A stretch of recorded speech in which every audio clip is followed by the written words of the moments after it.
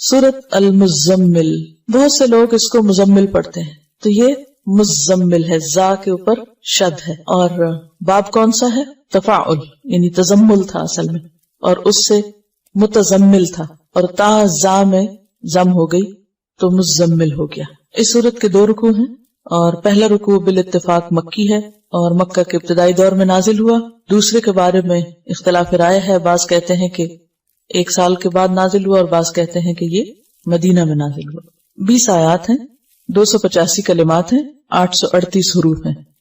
اس پارے کا چونکہ مرکزی مضمون دعوت اللہ ہے، تو اس صورت میں دعوت دینے والے کو جس اخلاق اور جس ہتھیار سے لیس ہونا چاہیے، اللہ کے ساتھ جیسا تعلق مطلوب ہے، اس کے بارے میں بات کی گئی ہے کہ داعی کی جو پرسنل خصوصیات ہیں، اس کی اپنی زندگی میں اس کا ذاتی رویہ اور اس کا علم اور اس کی عبادت اور اس کا تقوی اور جو اخلاق اس کے اندر ہونا چاہیے، اس کی یاد دہانی ہے اس میں، کیونکہ دعویٰ کا کام آسان کام نہیں، یہ ایک بھاری کام ہے، اور بھاری کام کے لیے ہمت بھی زیادہ چاہیے ہوتی ہے۔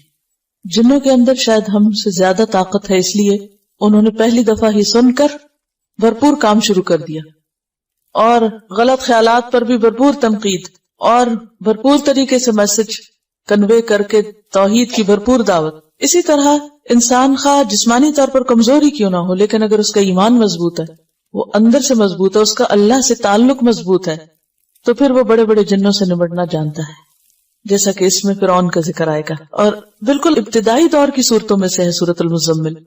اب حیران ہو رہی تھی کہ شروع میں ہی اللہ سبحانہ وتعالیٰ نے فرعون کا ذکر کر دیا، کیونکہ نبی صلی اللہ علیہ وسلم کو مکہ میں ایسے ہی لوگوں سے واسطہ تھا، اور ہر ایک کے ایمان کے بقدر اس کا امتحان ہوتا ہے، امتحان بقدر ایمان، اور جتنا کسی کا ایمان مضبوط ہوگا اتنا ہی اس کا سخت امتحان ہوگا، اور جتنا اللہ سے تعلق مضبوط ہوگا اس میں کامیاب ہوگا۔ اور اس کامیابی کے لیے بے حد ضروری ہے کہ انسان کے اندر مضبوطی ہو، اور وہ مضبوطی آ نہیں سکتی جب تک انسان قرآن سے گہرا تعلق نہ رکھتا ہو، اور خاص طور پر رات کی نماز میں قرآن کی قرات کے ساتھ قیام کی عادت نہ ہو۔ یہ ایک ضروری خصوصیت اور ضروری شرط ہے جس کا ذکر یہاں ملے گا۔ یا ایھا المزمل، یا ایھا، یا کیا ہے؟ حرف ندا، اور ایھو کا معنی ہوتا ہے کون سا یا جون سا، جس، کس، یعنی ایھو کا لفظ ان معنوں میں استعمال ہوتا ہے، یا کیا، کون سا کیا، اور ہا جو ہے یہ حرف تنبیہ ہے اور فصل کے لیے آتا ہے۔ فصل کا مطلب ہوتا ہے الگ کرنا، تو حرف ندا اور منادا کے بیچ میں جبکہ منادا معرف باللام ہو، یہ بات سمجھ آ رہی میری؟ منادا معرف باللام، معرف باللام کا کیا معنی؟ کہ ال کے ساتھ شروع ہو رہا ہو، تو ان کو باہم ملانے کے لیے درمیان میں آتا ہے ایھا۔ یا ایھا، اے وہ جو، المزمل، مزمل تزمل سے، باب تفاعل، اور اصل میں تھا متزمل، متفاعل کے وزن پر، تا کو زا میں مدغم کر دیا گیا، اور روٹ اس کا کیا ہے؟ زا ما لا، زا میم لام۔ اور تزمل کا معنی ہوتا ہے اپنے اوپر چادر یا کوئی کپڑا لپیٹنا۔ خطاب ہے نبی صلی اللہ علیہ وسلم سے، یا ایھا المزمل، اے کپڑے میں لپٹنے والے، اے چادر یا کمبل لپیٹنے والے۔ آپ کو مزمل سے کیوں خطاب کیا گیا؟ اس کی ایک وجہ تو یہ بیان کی جاتی ہے کہ نبی صلی اللہ علیہ وسلم نے جب پہلی مرتبہ جبریل علیہ السلام کو دیکھا تو آپ کے اوپر ایک بہت دہشت تھی اور خوف تھا اور لرزہ طاری تھا۔ آپ گھر پہ تشریف لائے اور حضرت خدیجہ سے کہا، زملونی زملونی، مجھے کمبل اوڑھا دو، کمبل اوڑھا دو، یعنی ایک طرح سے پروٹیکشن کے لیے اور اپنے آپ کو سمیٹنے کے لیے۔ اور یہ تو چونکہ نقطہ آغاز تھا، اس کے بعد ابھی مزید آپ پر ذمہ داری ڈالی جانا تھی، لہذا آئندہ جب آپ کو پکارا گیا تو اس نام سے پکارا گیا، اے کپڑا لپیٹنے والے۔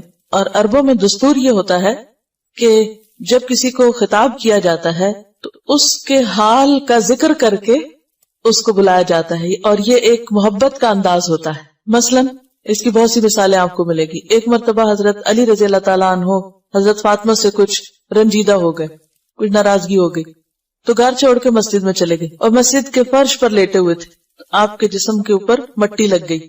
نبی صلی اللہ علیہ وسلم حضرت علی کو تلاش کر رہے تھے اور کرتے کرتے جب مسجد میں گئے تو کہا یا ابا تراب، اے مٹی والے، یعنی یا مٹی میں لپٹے ہوئے یا لتڑے ہوئے اٹھو تم. اسی طرح حضرت ابو ہریرہ جو تھے ان کو بلیوں سے بہت پیار تھا تو ان کا نام ابو ہریرہ رکھ دیا گیا. اسی طرح کچھ اور بھی آپ کو ایسے نام ملیں گے یا کنیتیں ملیں گی کہ جو انسان کے حال کو یا اس کے شوق کو یا اس کے کام کو واضح کرتی ہے. تو نبی صلی اللہ علیہ وسلم نے چونکہ پہلی وحی کے بعد کپڑا اوڑھ لیا تو وہ ایک اتنا پیار بھرا انداز تھا کہ اللہ سبحانہ وتعالیٰ نے اس کو یاد کرایا اور فرمایا یا ایھا المزمل، اے کپڑا لپیٹنے والے. اب کپڑا لپیٹنے کا وقت نہیں، اب کیا ہے؟ اب تو کام کا وقت ہے. آپ ڈرے نہیں، گھبرائے نہیں، یعنی ایک طرح سے تسلی دی جا رہی ہے، محبت سے خطاب کیا جا رہا ہے.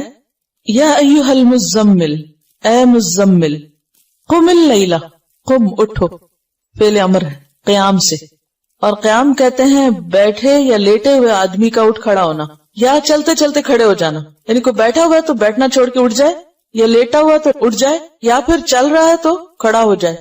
ان سب کے لیے کیا آتا ہے؟ قیام. قم اللیل، رات کو کھڑے ہو جاؤ. اب اس کا یہ مطلب تو نہیں کہ آپ نیند چھوڑ کے تو کھڑے رہا کرو، یہ عام کھڑا ہونا مراد نہیں ہے. یہاں قیام سے مراد نماز ہے، قیام اللیل ہے. آپ نے پیچھے پڑھا کہ بعض اوقات نماز کے لیے لفظ قرآن آتا ہے، بعض اوقات تسبیح آتی ہے، بعض اوقات سجدے کا لفظ آتا ہے، تو جز بول کے کل مراد ہوتا ہے. اور یہاں پر قم، کھڑے ہو جاؤ سے مراد ایسے آئیڈیلی کھڑا ہونا نہیں بلکہ نماز میں کھڑے ہونا ہے. تو قم اللیل کا مطلب کیا ہوگا؟ اٹھو رات کے وقت اور اٹھ کر نماز پڑھو. اور اللیل سے مراد ساری رات ہے. لیکن اگلے حرف استثناء نے، حرف استثناء کون سا؟ اللہ نے واضح کر دیا کہ نہیں، پوری رات کا مراد نہیں ہے یہاں، بلکہ قلیلاً، تھوڑا، یعنی پوری سے کم، ساری نہیں. قم اللیل الا قلیلاً، رات کو قیام کرو یعنی نماز ادا کرو مگر تھوڑا. اب کتنا تھوڑا؟ نصفہ، اس کا آدھا، یعنی نصف اللیل، آدھی رات. او انقص منہ، یا کم کر لو اس میں سے بھی. کس میں سے؟ آدھی میں سے بھی. آدھی کا پھر کم کیا ہوگا؟ تہائی ہو جائے گا، 1/3 ہو جائے گا، ٹھیک ہے. یا پھر اس کا بھی کم کریں تو چوتھائی ہو جائے گا، یعنی نصف النصف کریں تو چوتھا حصہ رہ جائے گا. یعنی ایک کا آدھا کریں، ایک کے 2 حصے کریں تو کیا ہوگا؟ نصف کریں تو آدھا کہلائے گا، اور نصف کو نصف کر دے تو چوتھائی ہو جائے گا، کوارٹر ہو جائے گا. او انقص منہ قلیلاً، تھوڑا سا. تو اس کا مطلب یہ ہے کہ بالکل آدھا نہیں کرنا بلکہ اس میں سے کچھ ہی کم کرنا ہے، یعنی تہائی رات. او زد علیہ، یا اس پر زیادہ کر لو، یعنی نصف پر. تو نصف یا آدھا جو ہے، ہاف جو ہے، وہ کیا ہے؟ سٹینڈرڈ. کبھی آدھے سے کم کر لو یا اس سے بھی تھوڑا کم، یا آدھے سے کچھ زیادہ بھی کر لو. تو ڈیپینڈ کرتا ہے کہ جیسے بھی حالات ہیں. اب اس دور میں گھڑیاں تو تھی نہیں، کوئی الارم کلاک نہیں تھے، موبائل نہیں تھے، کوئی اور